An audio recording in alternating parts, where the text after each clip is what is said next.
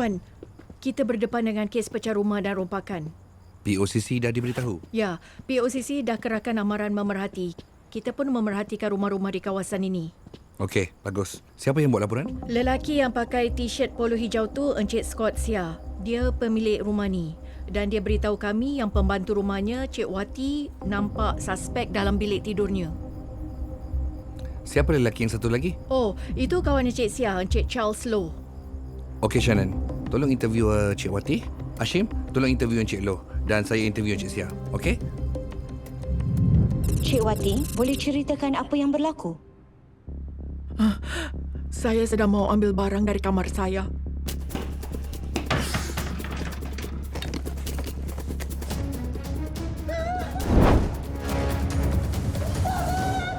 Saya sedang di bilik makan sambil minum-minum dengan Charles. Bila saya dengar Wati menjerit, saya cepat-cepat lari ke atas. Oi, berhenti! Sir, okey. Telefon polis, Saya okey, saya okey. Saya kat sini. Terpinga-pinga apa yang berlaku. Time tu saya nampak pencuri tu lari. Hei! Berhenti! Balik sini! Balik! Hei! Hei! Berhenti!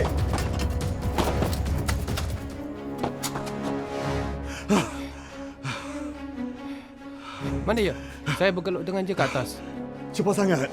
Encik Sia, isi rumah awak yang lainnya? Ada apa-apa hilang? Tak. Saya dah cek. Macam tak ada apa-apa yang dicuri. Bagaimana rupa si pencuri? Ada ciri-ciri yang unik? Tinggi dia sederhana, badan sedang-sedang. Tapi dia pakai pelitup dan topi. Jadi tak nampak muka dia. Pakai pelitup? Pelitup macam mana? Pelitup yang pakai buang, jenis yang pakai dia orang yang ada flu tu.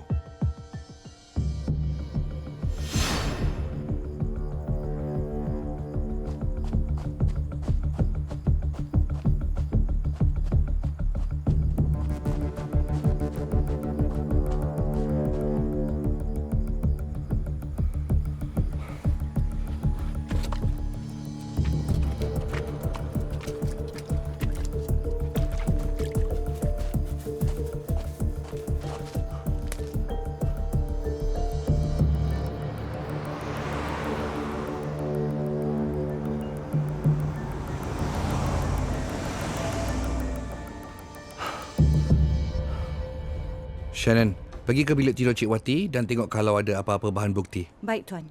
Hashim, periksa dengan pegawai respons tentang siasatan setakat ini dan kerahkan unit K9 untuk segera buru suspek. Baik, Tuan. Puan, kami jumpa pemotong bolt, pemutar skru, tukul, t-shirt hitam, gergaji besi, beg haversack hitam, 2 token emas mini dan beberapa mata wang asing.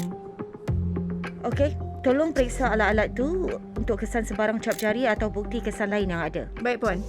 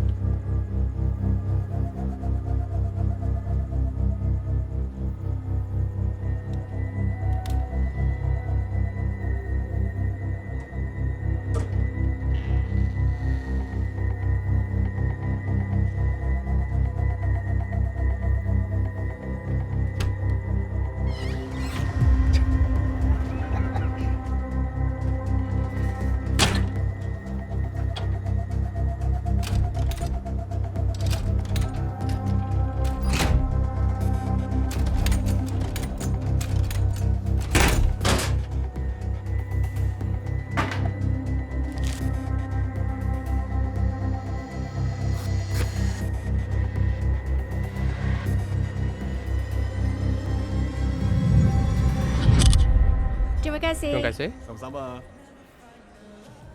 Cheers.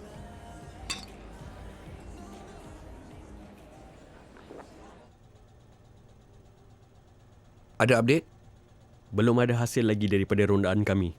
Suspek memang bersedia. Kita jumpa alat pecah rumah dalam beg haversacknya. Gergaji besi, pemotong bolt dan screwdriver. Macam seorang profesional. Ada jumpa barang lain dalam haversack tu? Ya, token emas mini dan mata wang asing. Nilai beberapa ribu dolar. Nampaknya ini bukan rumah pertama yang suspek itu dah pernah cerobohi. Suspek berlari ke jalan ini. Kalau diteruskan haluan yang sama, dia akan dibawa keluar estate dan masuk ke Punggol Farmway. Mungkin dia masih bersembunyi kat situ, tengah tunggu keadaan reda. Tuan, unit K9 dah tiba.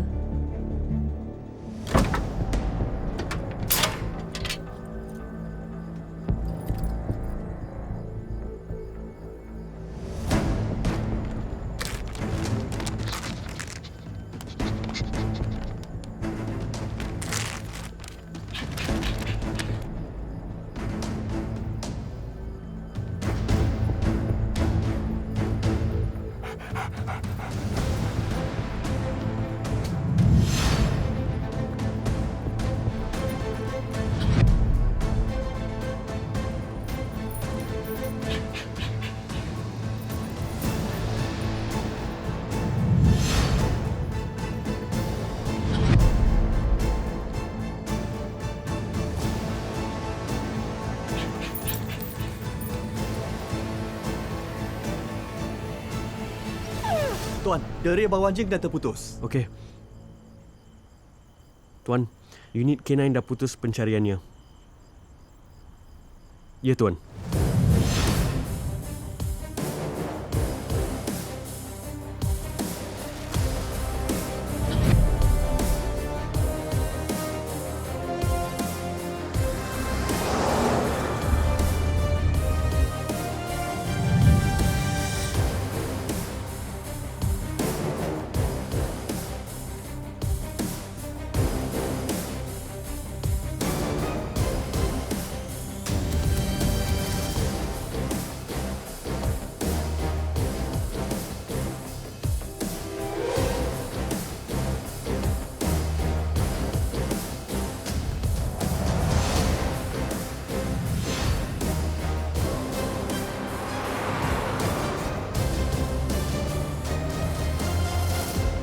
Tuan, POCC baru dapat panggilan tentang kejadian pecah rumah di lorong dekat sini. Apa yang berlaku? Pemilik ini dapat amaran pencerobohan dari sistem security rumah. Mari kita pergi tengok. Menurut sistem security ini, pencerobohan itu berlaku dalam 30 minit lepas. Kita tengah makan malam jadi tak perasan. Dan lepas tu baru.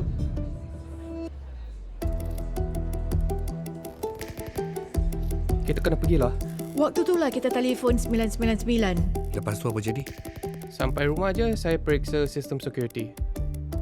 Tengok, ia menghadap ke siling. Mesti ada orang yang pindahkan. Ada tanda lain pecah rumah dan ceroboh? Tingkap dia buka dengan paksa. Begitu juga safe kita. Ada apa-apa yang hilang?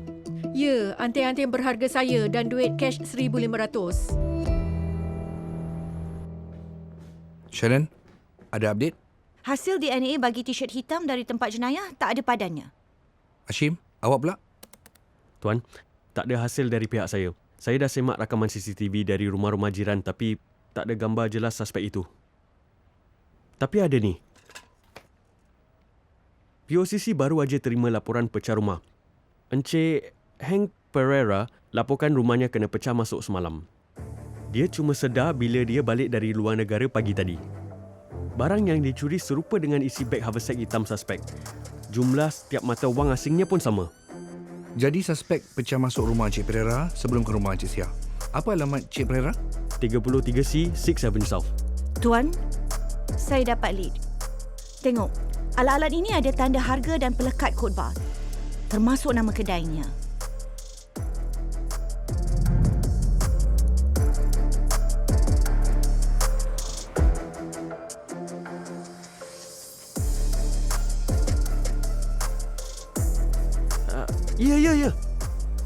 Saya ingat lelaki ni.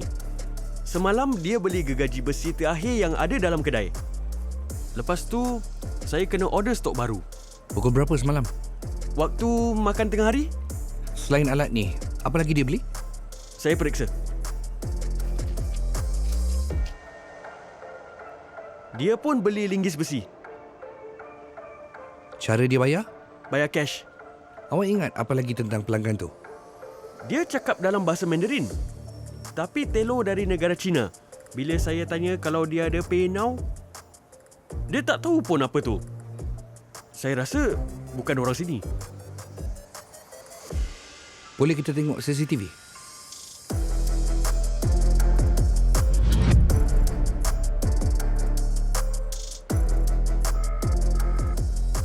Hashim, kita dapat gambaran suspek. Saya hantar awak imejnya.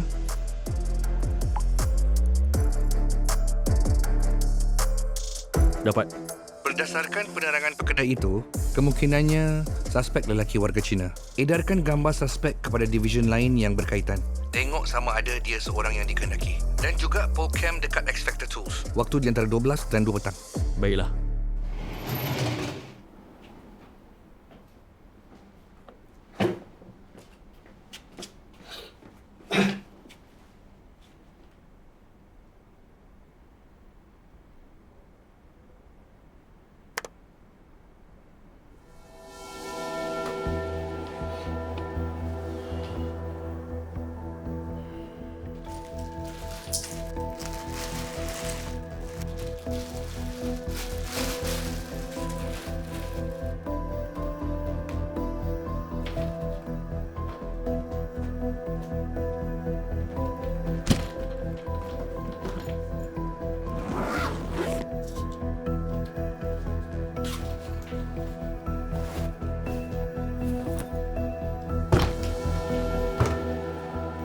Hashim, ada update dari semakan POCAM dekat X Factor Tools? Ya tuan, POCC beri jawapan ini. Suspek naik kereta sewa private selepas berbelanja semalam. Saya baru aja habis bercakap dengan pemandu. Ke mana dia pergi? Dia pergi ke Manor Hotel.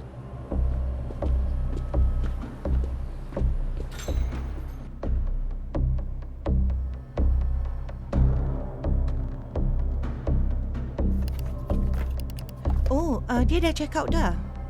Awak tahu dia pergi ke mana? Tak, dia tak cakap. Awak ada identiti dan keterangan dia?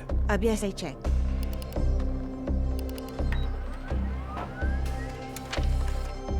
Ni dia. Wei Ching Yo.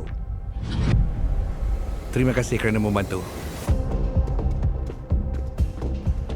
Okey, call POCC dan kasih tahu mereka situasi ini. Dan suruh ICA beri amaran kat semua checkpoint. Suspek mungkin cuba keluar negara. Baik tuan.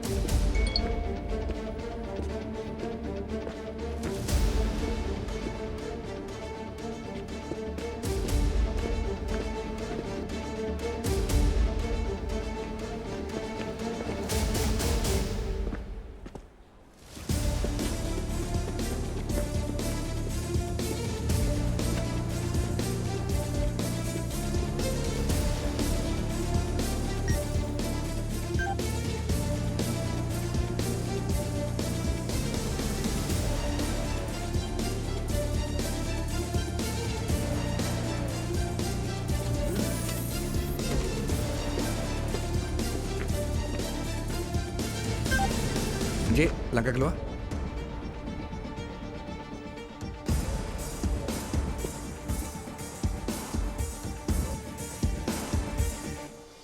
Encik, tolong ikut saya.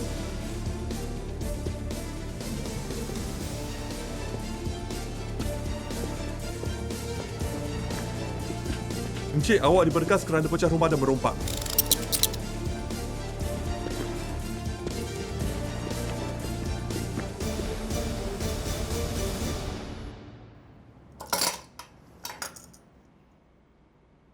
Kita tahu pasal 3 kejadian pecah rumah tu.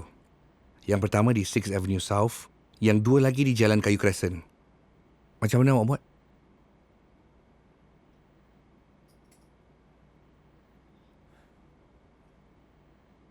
Kita jumpa alat-alat ini di salah satu tempat kejadian.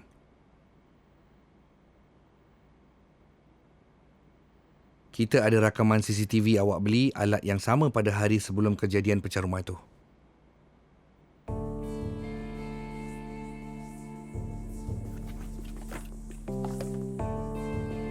Okey, saya ulangi lagi Wei Ching Yo, bila awak tiba di Singapura? Minggu lepas.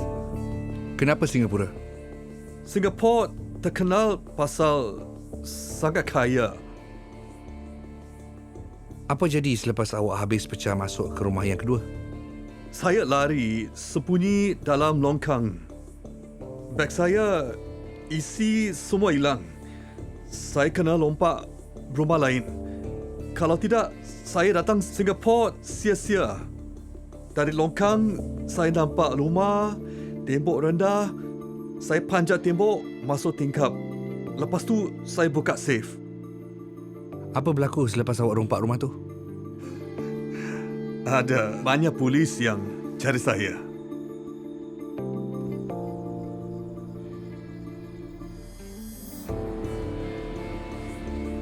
Jadi saya masuk longkang itu lagi untuk lari. Saya sudah lompat rumah di 15 negara. Ini kali pertama saya kena tangkap.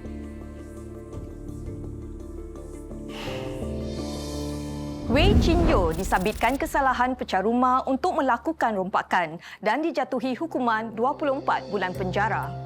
Dalam kes yang baru anda saksikan, suspek menceroboh dan merompak dari beberapa kediaman dalam tempoh 1 malam. Berkat usaha gigih pegawai daripada Divisyen Bedok, disokong Pusat Koman Operasi Polis, Unit K9, Divisyen Polis Lapangan Terbang dan penguasa imigresen dan pusat pemeriksaan, suspek berjaya ditangkap dan ditahan dalam tempoh 19 jam. Ini tidak akan dapat dicapai tanpa penyelarasan antara unit dan agensi yang pantas dan padu. Divisyen Bedok turut menyampaikan anugerah semangat awam kepada 4 orang awam dalam kes tersebut. Kesalahan pecah rumah untuk melakukan rompakan membawa kepada hukuman penjara sehingga 10 tahun dan denda. Polis akan berusaha gigih untuk menangkap pesalah dan akan mengambil tindakan tegas terhadap mereka mengikut undang-undang. Jika anda berhadapan dengan penceroboh di rumah anda, ia penting untuk mengambil langkah-langkah berikut bagi memastikan keselamatan anda. Bertenang, utamakan keselamatan anda dan keluarga anda. Perhatikan dan ingat akan pakaian, penampilan fizikal dan sebarang ciri-ciri tersendiri suspek. Ambil perhatian terhadap arah suspek melarikan diri. Jika suspek menggunakan kenderaan untuk melarikan diri, tuliskan nombor plat kenderaan tersebut dan hubungi pihak polis dengan segera untuk melaporkan kejadian tersebut sekiranya selamat untuk berbuat demikian. Sentiasa berwaspada dan hubungi 999 jika anda memerlukan bantuan segera dari pihak polis atau untuk melaporkan mereka yang mencurigakan atau kegiatan yang menimbulkan kesangsian. Mangsa masih terus dilanda skam di platform mesej dalam talian. Pada separuh pertama 2024, bilangan kes skam di mana penipu menghubungi mangsa melalui platform mesej meningkat kepada 8,336 daripada 6,555 dalam tempoh yang sama tahun lepas. Hampir 95% kes dijalankan melalui WhatsApp dan Telegram. Untuk mengatasi ancaman ini, aplikasi Scam Shield yang lebih baru telah dilancarkan dengan lebih banyak ciri untuk melindungi anda daripada skam. Aplikasi Scam Shield yang dipertingkatkan ini membolehkan pengguna menyemak ancaman skam di WhatsApp, Telegram dan laman web selain panggilan telefon dan SMS. Ciri semak skam yang baru ini memudahkan pengguna memeriksa jika mesej, nombor telefon atau laman web itu mencurigakan. Anda hanya perlu muat naik tangkapan skrin. Bagaimanapun, untuk menyerahkan maklumat secara manual, ia masih boleh. Scam Shield yang dipertingkatkan dapat menentukan kandungan dan beritahu anda sama ada mesej, nombor telefon atau laman web itu berniat jahat atau tidak. Ia semakin mudah untuk melaporkan skam. Pengguna boleh memasukkan tangkapan skrin sebagai bahagian ciri serahkan laporan penipuan. Melaporkan skam kini hanya dengan menekan beberapa klik sahaja. Aplikasi Scam Shield ini menggunakan pembelajaran mesin yang dipertingkatkan untuk mengenal pasti mesej skam dengan lebih tepat. Ia juga boleh menentukan jenis skam itu. Lebih banyak pilihan penyesuaian tersedia semasa mengkonfigurasi telefon untuk menyekat panggilan dan SMS skam. Walaupun pengguna pilih untuk tidak memberikan kebenaran penuh kepada Scam Shield, mereka masih boleh mengakses ciri lain dalam aplikasi. Dengan meningkatnya kaedah komunikasi sejak bertahun, begitu juga aplikasi Scam Shield yang kini menawarkan perlindungan yang lebih baik terhadap scam untuk anda. Muat turun aplikasi Scam Shield terkini daripada gedung aplikasi rasmi jika anda belum lagi. Jika anda sudah memasang Scam Shield, lawati gedung aplikasi rasmi untuk mengemas kini. Ini untuk mendapat aplikasi Scam Shield baharu yang dipertingkatkan pada telefon anda. Lihat saja kesannya, muat turun Scam Shield yang terbaru sekarang. Untuk dapatkan nasihat, anda juga boleh menghubungi talian bantuan anti penipuan Majlis Pencegahan Jenayah Kebangsaan atau ke laman webnya. Terima kasih kerana menonton episod Jejak Jenayah kali ini. Saya DSP Nur Aslinda Aziz. Sehingga di lain ketika, mainkanlah peranan anda dalam mencegah, mengekang dan mengesan jenayah.